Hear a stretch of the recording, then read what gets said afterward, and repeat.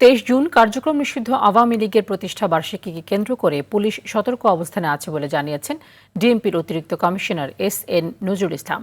সকালে DMP media সেন্টারে সংবাদ সম্মেলনে বিপুল পরিমাণ গুলি ও অস্ত্র সহ ওয়ারির শীর্ষ সন্ত্রাসী সজল ওরফে অটো সজল ও তার 3 সহযোগী বাপ্পি, হানিফ ও শামসুন নাহারকে গ্রেফতারের কথা জানায় পুলিশ।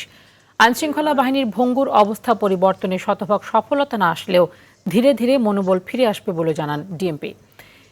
ব্রিফিংয়ে পুলিশের লুট হওয়া 2টি আগ্নেয়াস্ত্র এবং 77 রাউন্ড গুলি ও হেরোইন উদ্ধার করার কথা জানিয়েছে পুলিশ। পুলিশের ধারণা, আগ্নেয়াস্ত্র 2টি পুলিশের লুট হওয়া অস্ত্র।